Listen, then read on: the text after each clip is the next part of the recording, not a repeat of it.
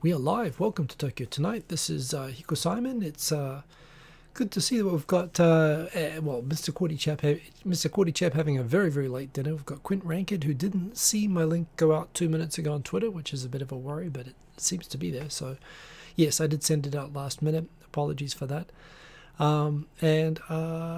We've got Guys English World, who I played Among Us with the other a couple of weeks ago now, along with Nesta.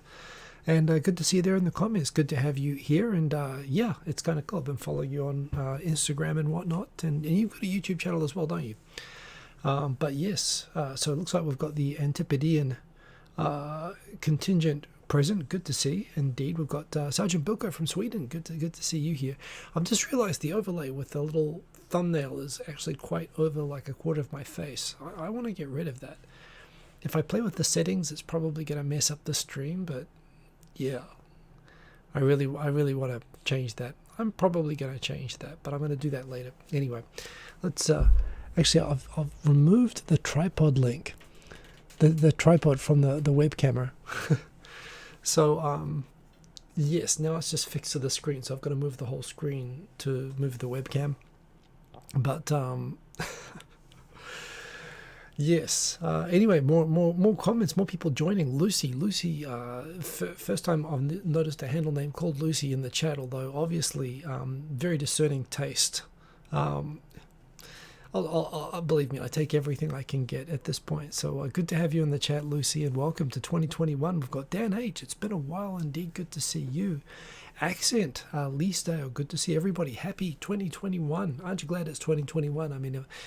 2020, yeah, I suppose. I haven't really done a recap of 2020, but let's face it, who wants to do a recap of 2020?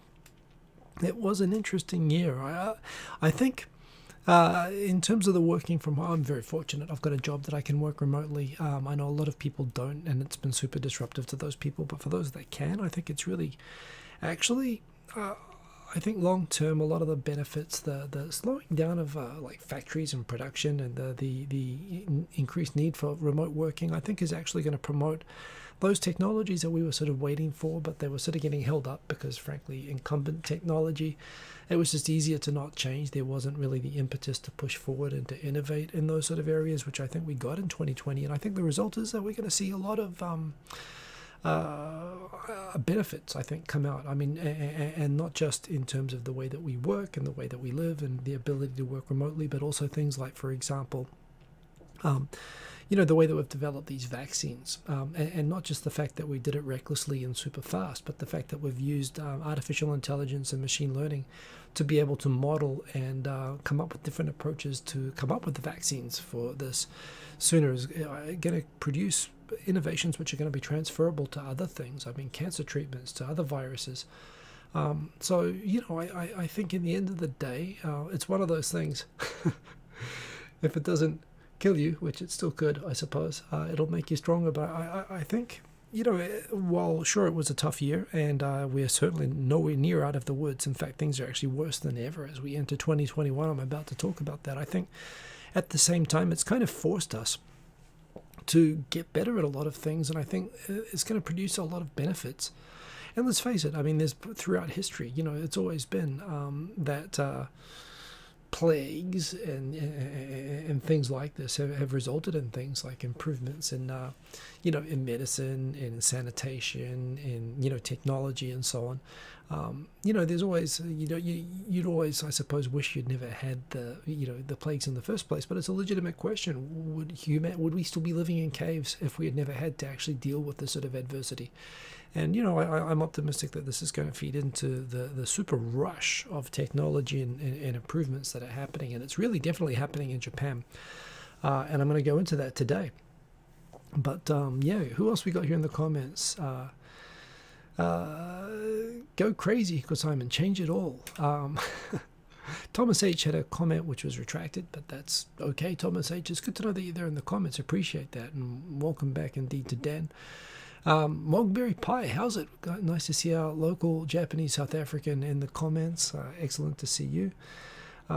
Ohio from Tai Nakamura, up early. I do appreciate particularly people joining in inconvenient time zones like the central US time zone. Tai Nakamura, excellent to see you. Wishing you a great 2021 as well. And hoping to hear some more music from you, man. Who else we got here? Tokyo 503. Indeed, Happy New Year. Hi to everybody. And don't forget how war has improved our lives. Quentin Rankin. Well, I mean, again, same as with plagues. You kind of wish they hadn't happened, but certainly, war is an amazing motivator for, innovation. Not wanting to be killed by other people or wanting to get them first has produced huge jumps. Good and bad, but no question. So, anyway, it's... in terms of where Tokyo is at right now, we are seeing record numbers. It's really jumped from 200 or 300 a week about 2 or 3 weeks ago to now, a day, 200 or 300 a day to 1,000 a day in Tokyo. Now we're looking more at the nationwide numbers as well because it's more spread out. Even then we're going from 3,000 cases nationwide per day to about 5,000.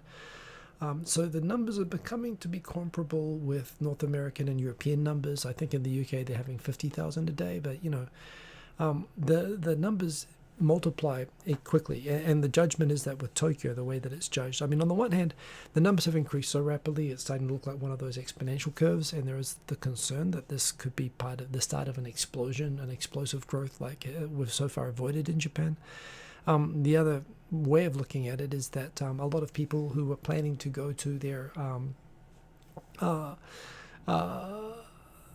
to go home to their hometowns or whatever in order to not cause trouble for their families, they went and paid for and got tests which were included in the count. A lot of private tests are not quite counted in the count, but apparently now they do count even if you pay for it privately, and they're more readily available. So a lot of people are getting tested and finding that they had it even without many symptoms. That's another theory. However, going against the idea that it's just more people getting tested is the fact that the positive rate has always been sitting below 5%, implying, and 5% is considered a red line of whether you're testing sufficiently, and particularly through December that number went right from 5. Now it's above 10, which implies that generally implies that testing is insufficient. Although at the same time, possibly there's a lot of people as well who have it with mild symptoms and they're just not bothering to get tested. They're just sitting it out. But again, that combined with the huge explosion of numbers, it does imply the start of a runaway set of numbers. So not a good time. And that's got consequences in here, which I'm going to talk about in terms of the news from Tokyo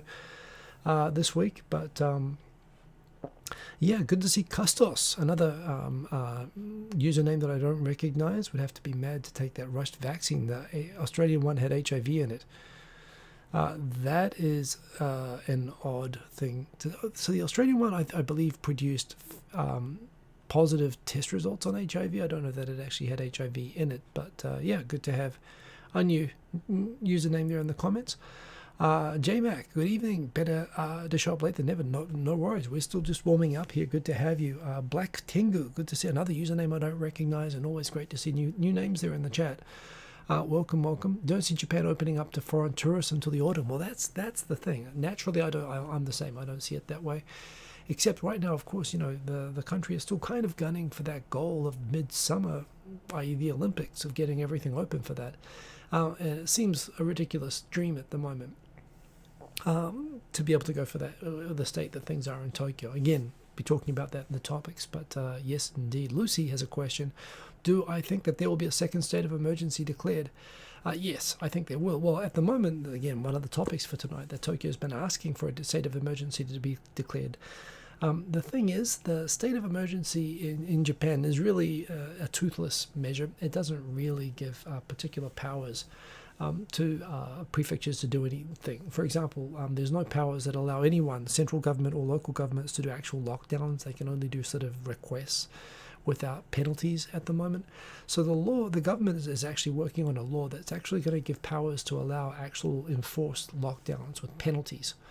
And the government right now, spoiler alert for the story later on, but they're talking about whether they should be focusing on meeting Tokyo's request for a state of emergency declaration, or whether they should just be focusing on getting this law with actual measures that could actually create a lockdown, whether they should get that into place. So there's a bit of a debate happening around that at the moment, but we'll find out next week. Certainly, I would say Tokyo is unquestionably in a state that requires a state of emergency. And, whether they take the national one or whether they take an independent one like Hokkaido did in the beginning, I'd say I would bet my 100 yen that there's going to be a second state of emergency. It's unavoidable right now, unless the cases suddenly collapse for no reason. And frankly, it would be no reason because everyone's kind of lost their sense of emergency about this. So it's going to take something more, and I believe it's necessary. Wingstar, good to have you along. Good morning indeed. And Andrea Moboy, Happy New Year to you, and nice to have you here late. I know it's late, but I do appreciate having you here. And yes, hope my smooth New Zealand, not really New Zealand anymore, but actually there's a New Zealand accent. I hope it helps you find that relaxing sleep that you need. Into the topics. Let's dive into it. So yes, two things really happened.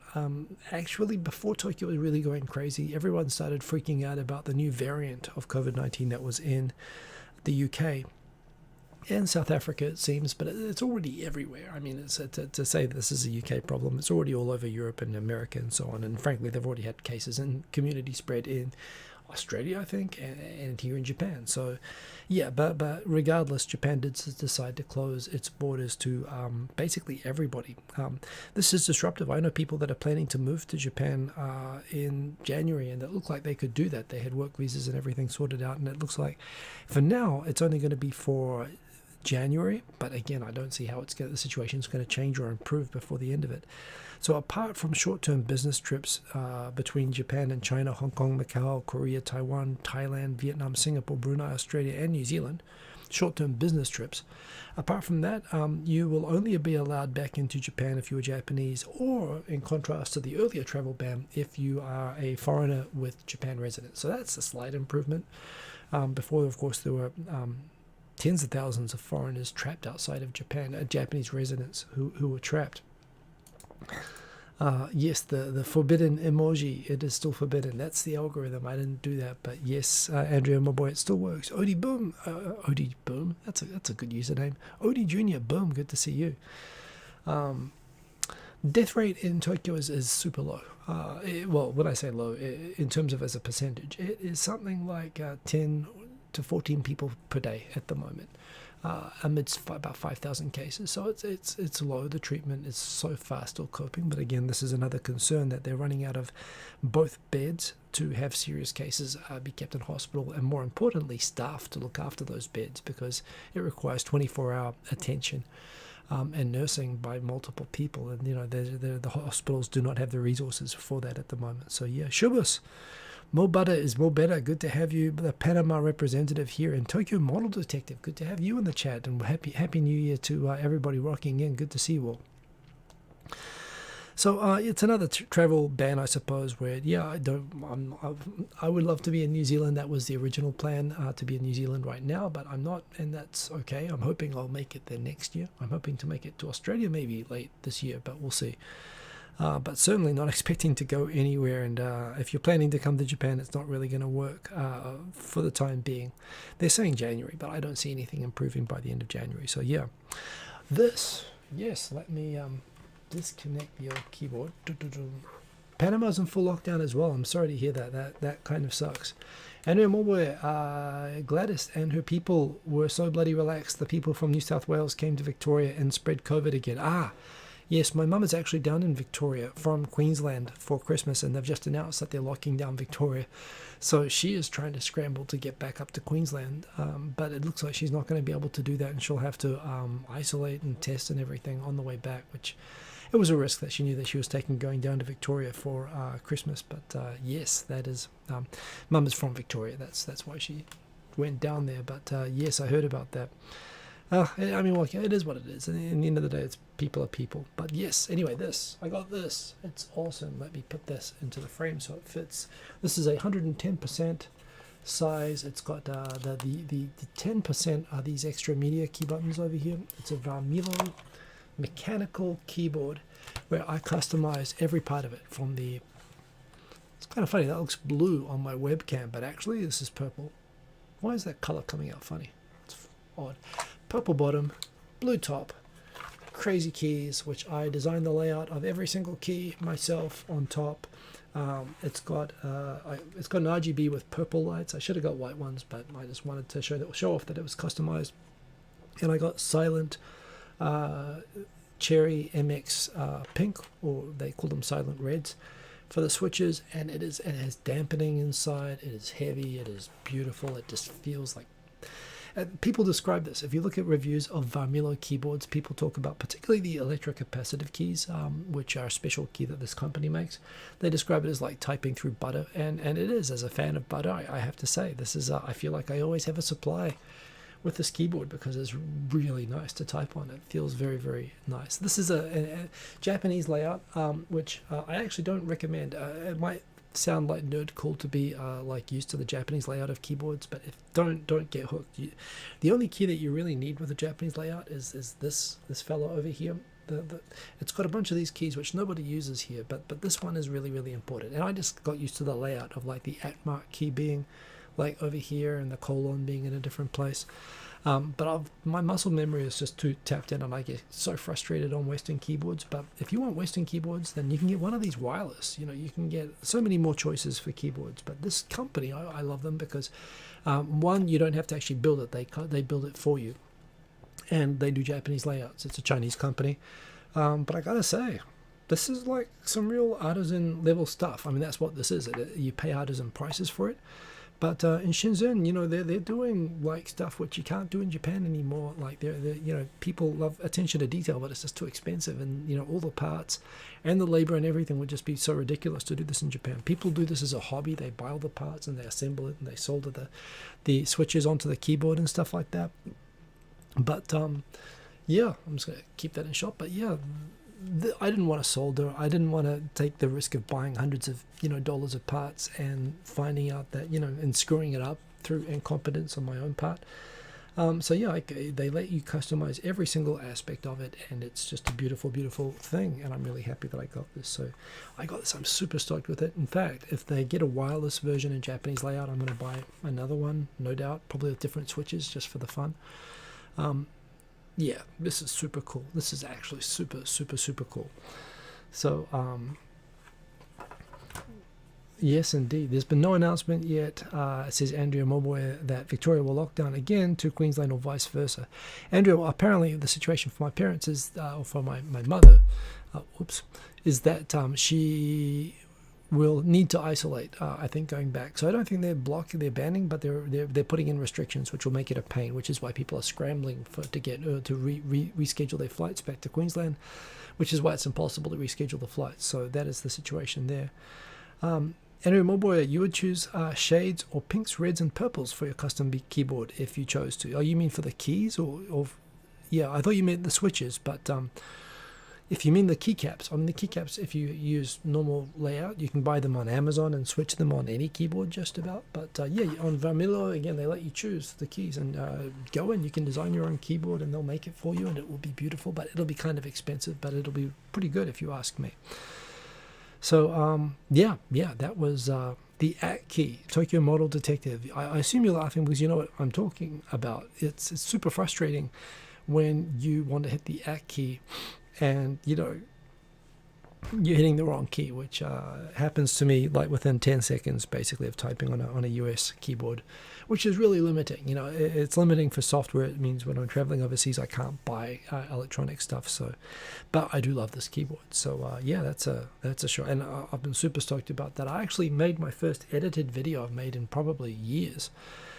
Basically, it's an unboxing video of the keyboard. I actually did more. I actually did a comparison to my other keyboards, the sounds and all that sort of stuff, except I realized partway through I was calling the switches on one of my other keyboards browns when they're in fact reds.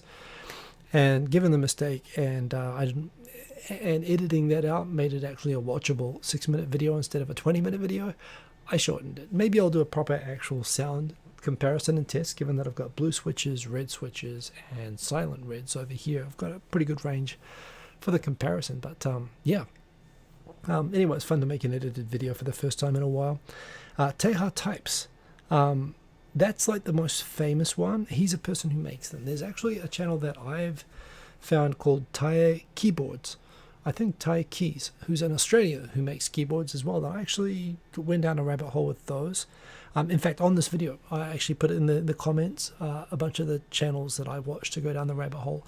I like those ones better because rather than, for THIS Types is a guy who builds everything from scratch and talks about all the parts, which is great.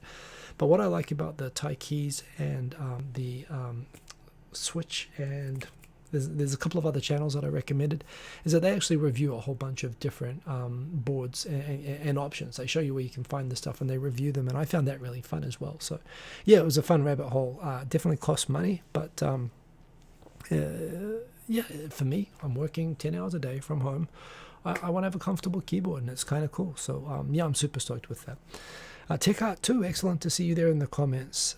Backup, given my typing in Japanese, have I ever looked into Shishin Shifto?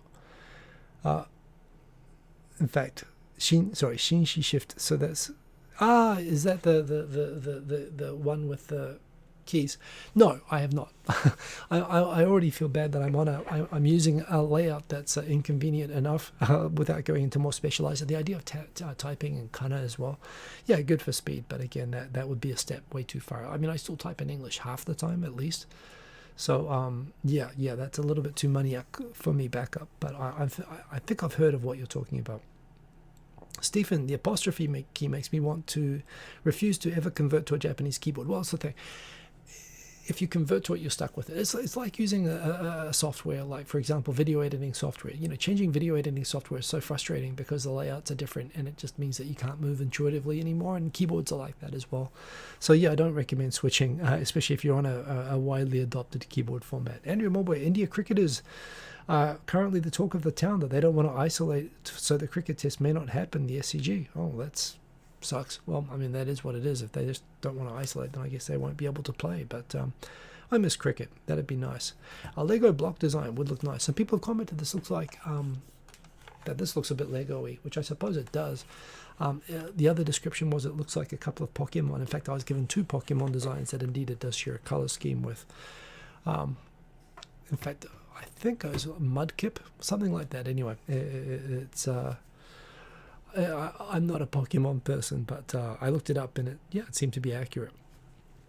2 really interesting news articles this week, actually. One talking about how the switch to EVs, which I've talked about before, how it is Toyota's kind of screaming murder, that it's the target's being set. Where is it? It's not here. Anyway, the targets for moving to EVs by Tokyo, for the whole of Japan by 2035, and for Tokyo by 2030, or at least not to be EVs, but at least to not be not to be combustion engine. So I believe hybrids will be allowed, but basically driving towards EV infrastructure. When there's basically no EVs, there's the Nissan Leaf, which was actually on sale long before the Tesla was. And actually in my building, somebody owns a Mitsubishi IMEV, which is a really small kind of experimental electric car. I don't think it was ever mass produced, but it's actually been around for longer than the Nissan Leaf. So Japan has had electric cars for a long time, and Japan's had fuel cell cars. The Mirai has been around for a long time. Runs on hydrogen, which there are now 57 stations in Japan or something, but only like a handful around Tokyo. You're kind of stuck if you live. You can't basically fill them up yet. So there are a bunch of options, but they haven't really gone mass market. Japan's basically gone with hybrids while they wait for the government's policy of promoting hydrogen infrastructure. So yeah, people have been talking about how the electric cars are to drive painful job cuts for Germany and Japan. And I think when I put this up, there was an interesting reaction to this story on Twitter. This is just the Nikkei Shimbun doing a story about this and saying how, yeah, everybody always adapts. And I don't know. Now, hey, Yasa, good to see you.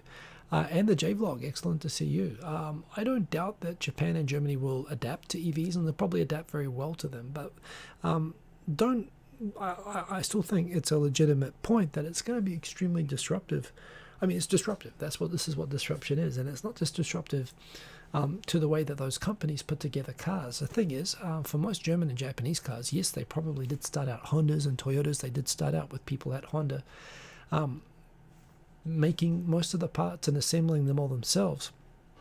Car manufacturing has become so complex, And part of the way that it's become complex is that they now have these enormous supply chain networks, often in Japan's case, I don't know how it is in other countries, but involving small artisanal parts makers. There are small factories up in the mountains of Hiroshima that supply Mazda, and in Aichi that just supply Toyota, and they're like family small factories. I used to surf with a guy whose family basically had a small engine parts factory, and he would supply car companies with a specific little sprocket or cog or something like that.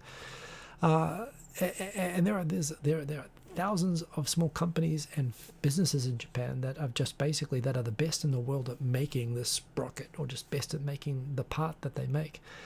But they're often locked into these supply chains, beholden to a single car manufacturer, and they're often components that are components of combustion engine cars. This was a big thing about Gon. What Gon did when he came to Japan, if you look at him as a hero, he was a hero in the sense that he came in, he saw the inefficiency of all of this waste, of where Nissan was designing cars, taking into account the supply chain and making sure that they would use the parts of these supply chains. So in a way, it was kind of like the cart started leading the horse with Nissan, was the way that he looked at the situation. And the fact that there was that there was no rationalization, that they could have gotten some parts, multiple parts from single large suppliers rather than lots of small ones, and they could have negotiated bulk pricing and so on and gotten more efficient economies of scale.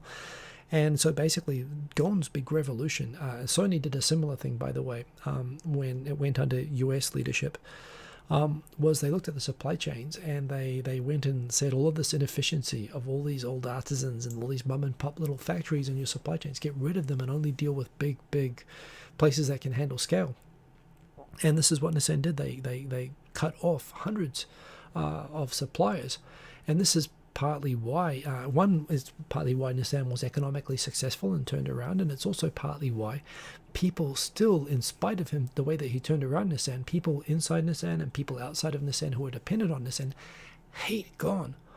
The hate for Gon comes from the way that he destroyed the supply chain of Nissan, and essentially he did it to save Nissan from going out of business. But what EVs promise to do, and what they require by nature, is complete disruption to these supply chains, where this is what it's promising. And there's a lot of people commenting that people are maybe underestimating the disruption that this is going to cause, particularly to a lot of small and medium-sized and rural employers. They're going to they're going to go out of business. And you might say, well, sure, they should just learn how to program, or they should learn how to make EV parts.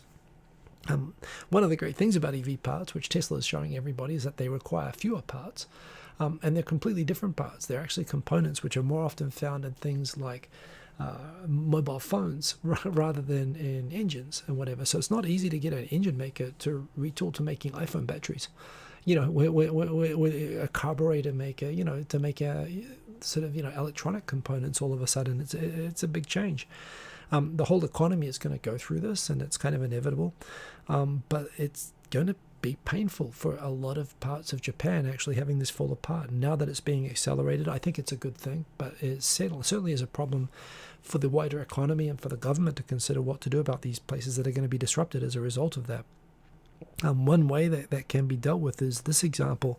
Murata, they make parts for the iPhone, and they can say, oh, we can put those iPhone parts in cars. So they've got expertise with batteries, and this is the thing. Smartphones are a great example of companies that figure out how to use energy more efficiently, how to get better battery technology, how to make things lighter, perform better. There's a lot of room for that sort of technology to be used. And let's face it, this is an area that Japan has a strength. Even though Japan hardly makes smartphones anymore, Japan still makes a lot of money off smartphones because it is the best at making a lot of the components that smartphones rely upon. And therein lies a huge opportunity, I think, for Japan to actually be really innovative around EVs.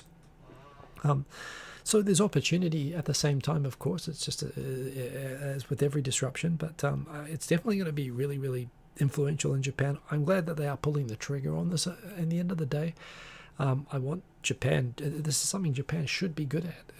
there are lots of engineers who are good at making these sorts of cars. Japan's been more aggressive than other countries in getting to production small scale sort of cars, but there's been no company with the sort of vision of a company like Tesla that's just gone crazy, like betting big on and not only on the cars, but actually not waiting for the infrastructure, going out and creating the infrastructure. It's amazing what Tesla has done. But they've kind of proven that, yeah, there's a market for what they're selling. So this is going to be a really, really big part of starting from 2021. But I think the next few years in Japan, this shift in the economy, there's also an opportunity, I suppose, that all of these small part factory makers, there's another challenge, which is that especially the small rural ones, they can't find people they can't hire enough people to meet the demand. There are factories closing, not because they don't have business, but because they can't hire people who want to learn in a factory how to make a sprocket. There is a risk to the supply chains that depend on those parts, that those factories and businesses themselves are not going to survive because of depopulation. So this is another way that I suppose the disruption could have some benefit, but it's going to be a big change anyway. So it's an interesting time. Coming back, the other night I had a night where I just watched three things. For some reason in my YouTube feed, a bunch of videos talking about the movie Samurai Cop that I never heard about. Most of these videos that came up were like 5 years old, so this was a big topic 5 years ago that just came to me late. But there were a lot of things talking about it. I have watched The Room. I've talked about The Room, I believe. Before I go into that, Andrew Mulboy, you assume I'm only use public transport. Yes, I don't have a car, but I love cars. It's weird. I had a car when I was 15. In New Zealand, I could drive at 15. I had a car. I love cars. I used to subscribe to like Wheels magazine. I still love them, but just not practical owning one in Tokyo. Honestly, they cost too much to own, cost too much to have a car park, and you don't need it. You hardly use it. I do love to drive though, and I love cars. So it's weird. It's a paradox, but that is true. Tesla, just good marketing. Well, but they don't have a marketing department. They fired their entire marketing team, and they have no dealers. So yes and no. But anyway, Samurai Cop. Let's come back. This is very important. Someone told me The Room. I had to watch The Room. I didn't know what The Room was, and I learned all about Tommy Wiseau, and then the movie The Disaster Artist came out. And before watching The Disaster Artist, I did watch the movie.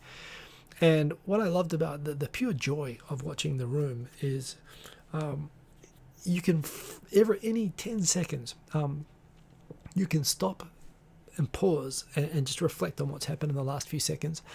Everything about The Room, in every moment there is not a single natural moment in the entire thing. The dialogue is weird, the cuts are timed weird, the shots themselves. I mean, some people, I have a friend who liked to point out, apparently when they have watch parties for The Room, like in movie theaters in America, the stuff when they had to suddenly furnish the house that they were using for setting the room, they went to to get a bunch of picture frames, and they were looking for photos to put in the frames, like family photos, and the default from the shop, it just had for some reason as a substitute for family photos, they had pictures of spoons, and the idea is you're supposed to take the picture out, the spoons out and put your family photos in. However, Tommy didn't see the need to put family photos in, so any shot where there's like a picture frame in the background, it has pictures of spoons in it. And apparently it's the thing, you go to the movie theater with a bag of plastic spoons, and whenever anyone sees one of the spoons, everyone throws the plastic spoons at the screen. And for someone who it reminds me of a puzzle. You go to a shop and when you're at a restaurant and you got the kids thing where you got two pictures and you got to figure out what's off in the second picture and circle all the differences, or a law school problem where they'll give you a situation, you've got to spot as many problems as possible, and it's kind of fun spotting all the issues. The Room is just a movie. It is used in film school because it is every scene is like the opposite of what you should do, and you can actually just spot tons of issues, and it's really fun to watch for that. Samurai Cop, I discovered, is a movie kind of in the similar vein. It's now set in the same breath. It hasn't been featured quite like the Room, but I saw some people talking about it, including the fact that the way that it was made. It was led by a guy who had never acted before, who had long hair, and when all the shooting was done, he cut his hair and went for new roles. And then a few months later, the director said, "We need to get some more shots just to complete the movie," but he had cut his hair off, so they went and bought a terrible wig And they put it on this guy, and this guy was basically deliberately sort of pissed off at the whole situation and deliberately acting badly because he didn't want the movie to use his cuts, but it used his cuts. So you've got a guy who's kind of pissed off and acting badly in a wig, with really, again, all the unnatural cuts and everything. And my rating of Samurai Cop is that it is not quite The Room. The Room, actually, on reflection, is fun because the shots are all, it's actually quite, everything is dialogue, and all the scenes are short. They're only like a minute or two each, and they're jammed together really unnaturally. Samurai Cop has some okay actors in small parts, talking for like only a few seconds, but there are moments. And some of the shots are really long. Like that's kind of part of the joke, but yeah, it's terrible and it's fun, but it's not as terrible and fun as The Room, but it's similar. So I recommend it, actually. That was fun. Then I watched The Expanse, which I'm enjoying. I'm enjoying season 5 a lot, actually. Like season 5 is so much better than season 4. Season 4, the one where they saved it and they brought it back. And apparently they followed the book in terms of the plot for season 4, and it wasn't good. I don't know, I just didn't like the new alien planet sort of thing. Yeah, the only thing which I'm finding a bit challenging with The Expanse is I'm just remembering now that it's set up on this idea that the asteroid, people who live in the asteroid belt, the belters, are subject to sort of oppression by Earth, who control and withhold water and air and happily, sort of murder and wipe out people in the belt, to economically sort of enslave them. This was a big theme in the very first season, but it's been going on for years and years, and it was kind of, that part of it was kind of put aside. But then now we're at season 5, and there are belter terrorists who are like getting revenge on Earth. And honestly, I can barely remember myself like where they highlighted all of this, and I feel like I almost need to go back and watch season 1 to appreciate what's going on behind season 5. But I'm enjoying season 5. So anyway, that was fun. And I watched Death to 2020, which is the makers of Black Mirror, which I love. Black Mirror made this sort of kind of mockumentary. It's actually about real news from 2020, but the commentators are all sort of famous people playing roles, not themselves talking about it. But yeah, they didn't really need to change. I mean, the news itself was always, like more weird and exaggerated than the lead-ins and the setups. It was these punchlines. It was a weird year. It was well done. I was actually laughing out loud through a lot of it. It wasn't anything like Black Mirror. It was not dark, sci-fi, futuristic. It was just a weird but accurate, and to reflect like, holy crap, that was what happened sort of a year. So I recommend all 3 of them, actually. They were a lot of fun. Go and watch them. Yeah, good article in The Economist talking about the sort of background to Japan getting dragged into the digital era. This one is paywalled, I think, but for some reason you could read the whole thing in RSS, and I don't subscribe to The Economist anymore, but I could read the whole thing in RSS. But things like, although Japan is a high-tech country, and it is a high-tech country, and I've had people ask me, like, what's with this paradox of Japan, where everyone thinks of it as a high-tech country. The moment you get off the airplane at Narita and you go use the toilet, and it's got these sort of, space station-type toilets, and yet at the same time, when you deal with IT in Japan, it's archaic. Most government systems still run on Unix 1970s mainframe systems. They don't even run on server-based architecture, let alone cloud or, anything sort of remotely modern. So I get asked, what is the reason behind that? And this covers that background really well. Before I get into that, I see some more comments have rocked in. Let's quickly go back. Andrea Mulway, not even your style of viewing. The last thing you watched on Netflix was The Crown, which was very good. Yes, indeed. Death to 2020 wasn't too bad. Some really funny parts, some meh. Yeah, well, some meh, of course. But I thought, I found myself laughing, so I gave it credit. Paragotti, excellent to see. Happy New Year. We've got a few things to watch on Netflix. Andrea Mobile, I'm sort of out of things to watch on Netflix, but yeah, that was pretty good. Tesla, word of mouth free marketing. Certainly word of mouth free marketing. I think Amazon worked on the same model, by the way. They didn't pay for ads at all for a long time. They do now, but they didn't used to. Kang and Kodos, come by out to Track Day, hosted by Yashio Factory. Check out Summit on YouTube. Learn to drift or go for a grip day. I tell you, Kang and Kodos, I actually So as a 15-year-old New Zealander, great thing about New Zealand is we have the World Rally Championship, and I was just super into that. I was into motorsports as a kid, and I loved watching the World Rally Championships when I was in high school. And so when I was 15, I had a Triumph Dolomite, which is definitely not a drift car. But I was watching a lot of rally driving, and I grew up in country towns and country roads, and I had a pretty good idea of how you sort of at least slide turn. Not I wouldn't say I was drifting. I was slide turning.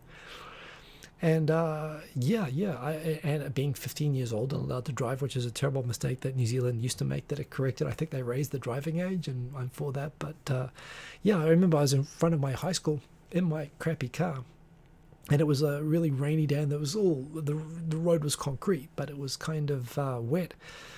So I thought I'd show off by power sliding my 1972 Triumph Dolomite around a corner at school. I basically was going kind of fast, and I got the car sideways, and I was doing good. I was turning the opposite way, I was keeping the gas on, and I wasn't like a drift, it was a slide, and I was going very fast. Of course, what happened was the tail started to slide all the way around. That was kind of fun. I remember I was in control. The guy next to me thought he was going to die, and the car flew backwards opposite side of the road from my school, directly across from my school. Fortunately, there was no one on the footpath at the time. It was after school. I think it was in the afternoon, and it kind of flew into a bus stop sign backwards, and I knocked the bus stop sign out of the ground, went flying, and we kind of stopped at the green strip.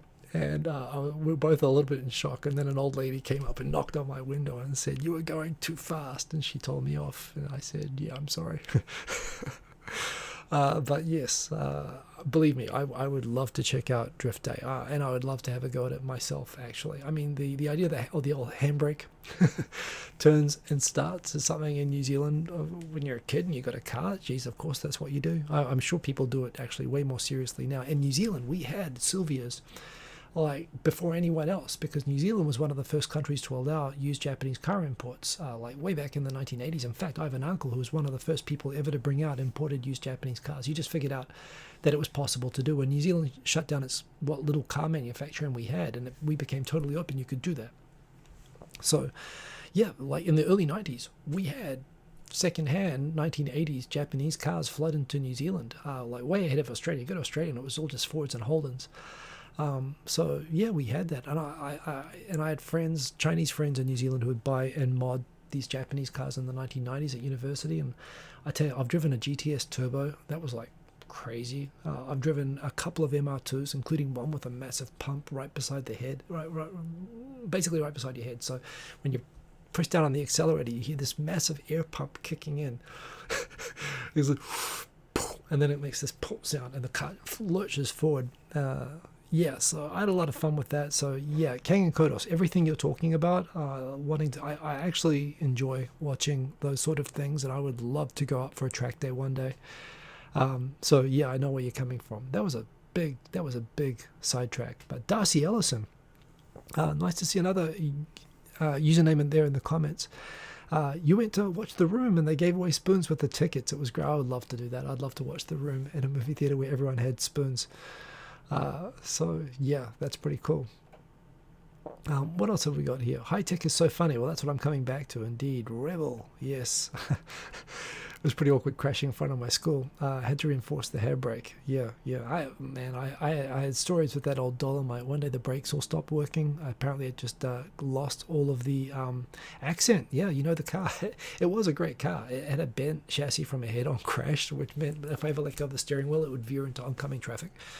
And one day I lost all the brake fluid, and so I literally lost the brakes. Fortunately, my house was like, the driveway was on a hill. That was how I stopped it. That was a danger. It was very expensive to fix, but no, that was a great car. Hey, Nesta125, hey bro, indeed, good to see you.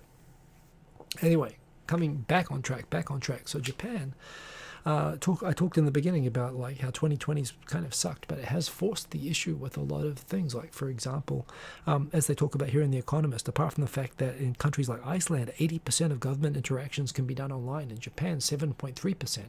When other countries like South Korea wanted to hand out like stimulus payments to the whole population, they could do it like within a week. In Japan, it took weeks, and basically because local government online systems failed, they had to go back to doing it by hand and requiring everybody to queue up at government offices, which was the opposite of what they were trying to do. Of course, with the idea of COVID pandemic stimulus payments, encouraging people to stay at home. So. It's shown a light on what was already known, that Japan is just, particularly the government, is just archaic in terms of online technology, or a government use of IT, and it has consequences in terms of Japan's got this massive problem that is, especially through the pandemic, its spending versus its debt is just crazy, versus its income. The amount of debt that Japan is like going into is just accelerating, and there is going to. It points to a collapse of the ability to look after the elderly in Japan, who make up the majority of the population. And so the Ministry of Finance has been wanting to increase the sales tax to cover this and to cut back on spending. But the government's going crazy spending because, they reckon that it's necessary. But at the same time, every time that the sales tax has been raised by even small amounts, it's caused the collapse of the government. So the governments don't want to do it. So the Ministry of Finance is actually trying to figure out a way, or they have figured out a way of improving the efficiency of tax collection. One thing that you may know about Japan is that there's a huge part of the economy that just runs on cash, that doesn't use, a lot of shops do not use, electronic payments still. They've recently tried to encourage this, but hey, Dan H., thank you very much. I'll definitely. I think the main problem with Japan is the cost of capital and everything just works mentality. So why improve? Well, there is a little bit of that. There are a lot of innovators in Japan as well, but the sunk capital is obviously pretty deep, and I think it's more a case that Japan is just on different cycles to the rest of the world. They adopt Western technology years after Western technology comes out, and they innovate technology like when other people aren't innovating. I think Europe and America tend to be on the same sort of cycles because there's language and there's people that go back and forth, and the technology and knowledge is shared a lot more easily.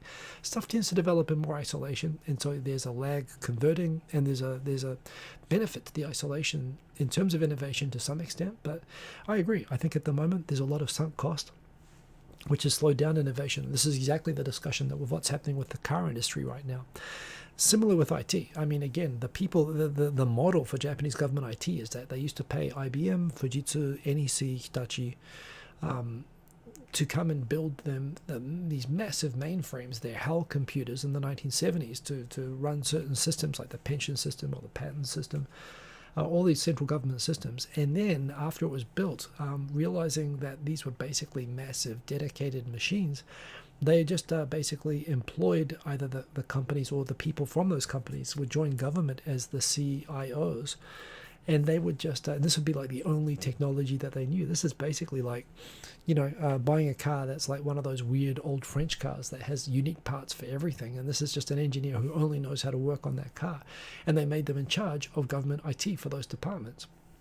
So they are very much locked in to this sort of old technology that's holding everything back. However, the tax collection problem, there's a huge tax economy and there's a huge waste of just lack of awareness of what's going on because, governments operate like fiefdoms, including vertically between local governments and central government, as well as within different ministries of central government.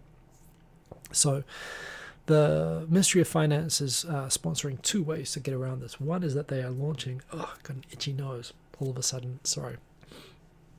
One, they've set up a social security card number system, which they're going to require with basically every transaction, which will just make every transaction more traceable and hence taxable. So that's one thing that they're doing. But again, to be able to trace it, then it has to not be via cash. And to overcome that, they're promoting cashless payment systems and they're promoting digitization. So this is really not just being done altruistically to make things more convenient. It's being done to make everything more traceable, electronically traceable, to allow better revenue collection without increasing existing taxes. So yeah, it's going to be less fun. It's going to mean that people are going to be spending more in taxes, and you're going to be traced more by the government. But the alternative is having higher sales tax. So that's what that's really all about. But yeah, all this is behind massive splurge that's about to happen. And there is, at the same time, Japan is so far behind many Western countries in terms of IT adoption. But, all those Western countries, including the United States and Australia, they adopted a lot of IT in the early 2000s, for example, or late 1990s, and they've been stuck with that technology, which is ahead of Japan's 1970s technologies. But now Japan is looking to suddenly jump ahead. Now, ideally, they're going to jump ahead to the latest technology now, and that will put them in front. They'll leapfrog. But remains to be seen if they can do it. Everything is very much locked into the old way of doing things, as is often the case in Japan, as indeed Dan H. says. Thank you for the super chat. Andrea might not be aware that the camera is closer to his head, or what you just said. Oh, my glasses look bigger, or maybe my head shrunk. Oh, I see. You're commenting on. Yeah, the camera zoom is, I think, a little bit out, actually. I should probably adjust that.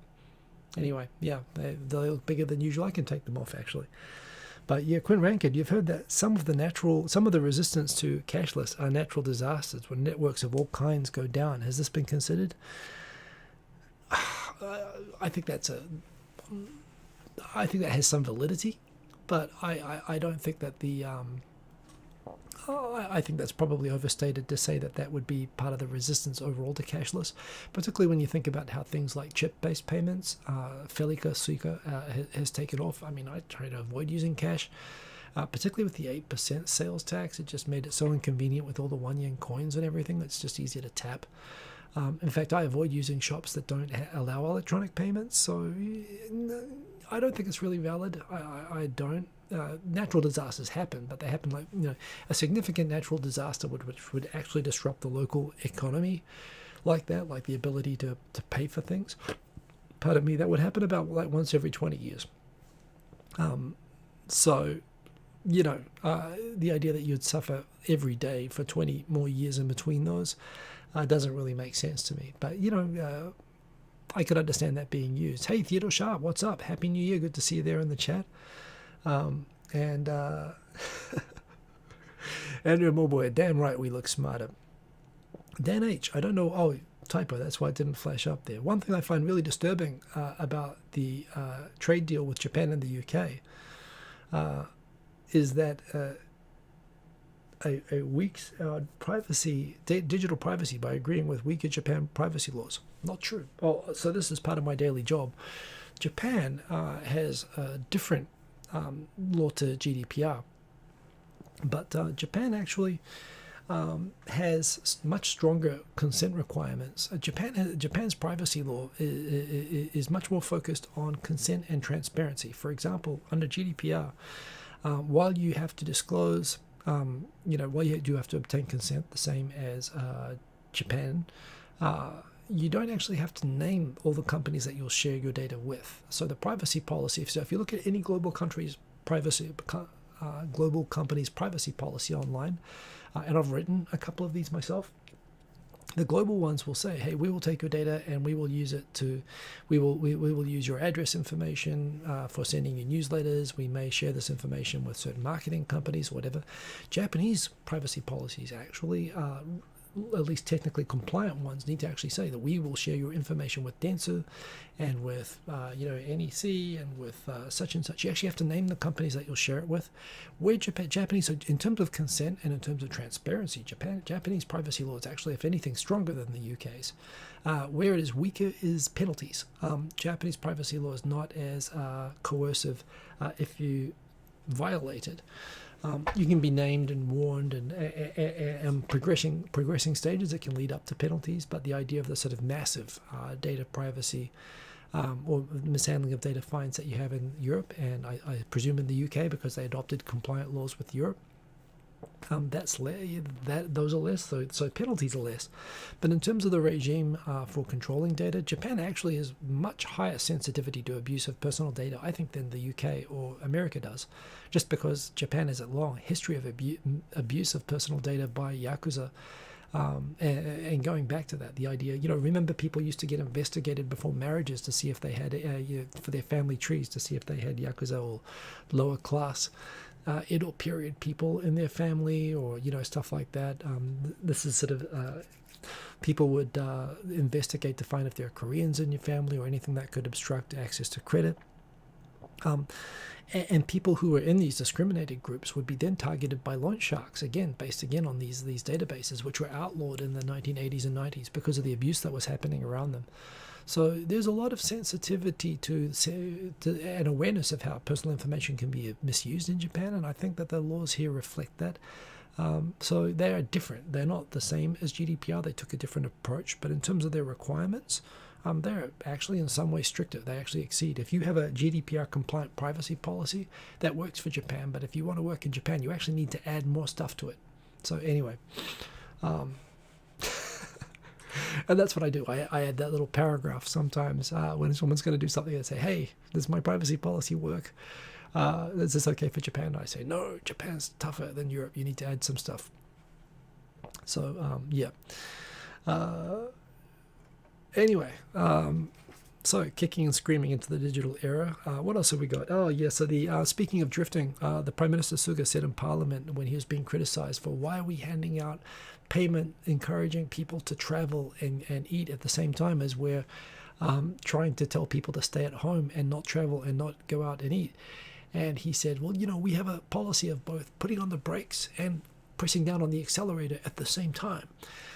And the internet reacted, oh, are you talking about that the Japanese government's pandemic response policy is drifting? He's actually saying, yeah, so he actually says that brake to axle doji ni fumu koto mo aru daro. He's saying, hey, doesn't everybody just press down on brakes and the accelerator at the same time? I mean, yes, if you're a Finnish World Rally Championship driver, yes, you'll absolutely.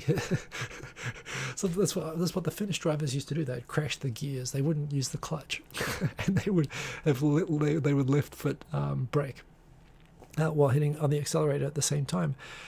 Apparently, the Japanese Prime Minister explained that the Japanese economic response to the pandemic is basically being like a Finnish rally driver, which is kind of cool, but also kind of wrong. For how to run the economy. Down the bottom as well, there's the travel restrictions, the story down there. Another bit of unintentional irony, pictures from shrines at New Year's. It's traditional at New Year's that you visit the shrines and pray for good luck for the new year.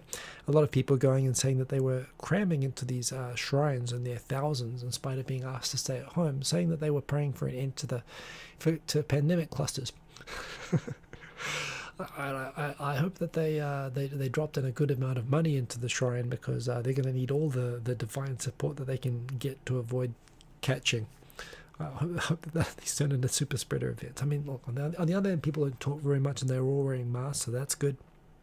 That is the worst prime minister, I believe, in Japanese history. Somebody said that there's a pre-war prime minister, Konoe, who's worse.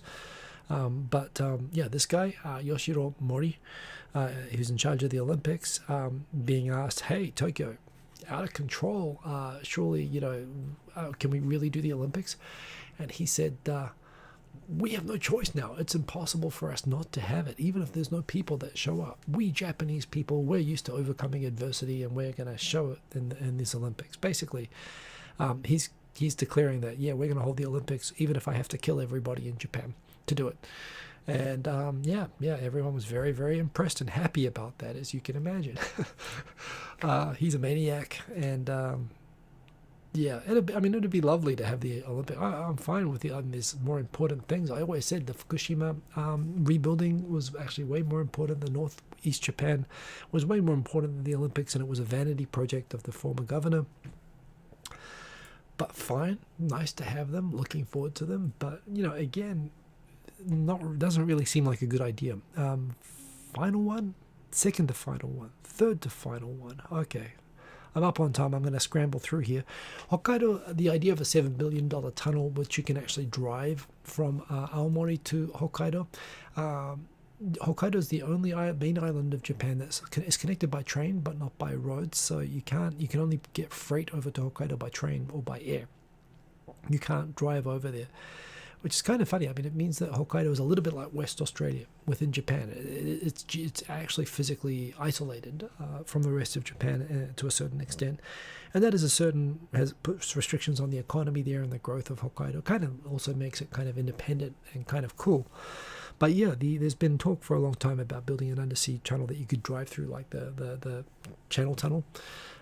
It's been considered, however, unnecessary and too expensive, but it looks like people are talking about this again as a good idea. I mean, given how much the government's already in debt, I don't know how necessary this is to do. It'd be good for Hokkaido to pay for, however.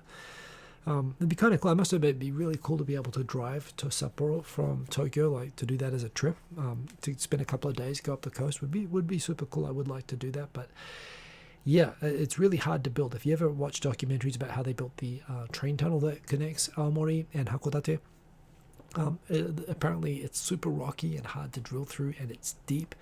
And a bunch of people died building this tunnel. It was so dangerous to do. There were frequent floodings, explosions. It was a real disaster movie in terms of how they made, and it was really expensive and difficult to make. But yeah, they're thinking it might be a nice little construction project to stimulate the economy to build another road there. So yeah, definitely sunk cost mentality, Dan H. So yeah, money talks indeed. W is such a special state. It is a special state. Tesla just made 500,000 electric cars last year. That is just crazy. That is a crazy number of cars. And I don't know, I imagine by that number, I mean, a lot of car brands, if they sell like 20,000 cars in a year in the US, they're like doing really well. But 500,000 is just insane. You still don't see them very much in Tokyo, except in wealthy neighborhoods. And you don't see the Model 3 so much as the more expensive and rarer Model S. But I'm looking forward to seeing more of them come out here, and the idea that Tesla's got a huge business lined up for helping European car manufacturers that now have EV manufacturing targets, that they're just going to sell the skateboards that the cars are built on, and let these European car makers just use their platforms so that they can make up their EV quotas. Good on. I think, yeah, a lot of it's PR, and a lot of it's a certain approach to a technology that I don't think should be the only approach, but they've done amazingly well, and I think full credit to them. At the beginning, is Tokyo going to get a state of emergency? People were asking. Yeah, they're asking for it. The Japanese government kind of feels like Tokyo is trying to grab the spotlight from the central government, but it seems pretty legit to ask for one in the circumstances. And that's all the topics tonight. I'm going to wrap up. It is late. I'm working tomorrow. Happy New Year, everybody. Wish everybody a great 2021. Hoping that we'll be able to resume. The people who are not in Japan will be able to come to Japan sometime soon, and people like me might be able to get out of Japan and be able to know that I can safely return at some point. But wishing everybody a happy and safe 2021. When the vaccinations come out, get it. Do your bit. I mean, seriously, everybody, this is one of those things that people have to just be like wearing a mask, do the responsible things to put an end to this damn thing. So I'm very much looking forward to this being over, and not only this being over, but being better prepared for the inevitable future ones that are also coming. Hoping that is going to end during the Northern Hemisphere summer, but we'll see how it goes. And yeah, have a great year, everybody. Stay safe. If you're still on holiday, enjoy your holiday. Thanks for keeping me company all of these many years, and looking forward to doing it the same every week at Sunday 20 to 30 p.m. Japan Standard Time. I'm not going anywhere. Japan doesn't have daylight savings, so it's always the same time from a Japan perspective. I'll be here all year, so join me next week. And remember, follow me on Twitter. And remember, like the video if you liked. It helps. And have a good year, everybody. Boom. Peace. Ending stream. Oh, wrong mouse. Ending stream. Boom. See ya. Oh. Yes, I do want it to end. Now. See ya.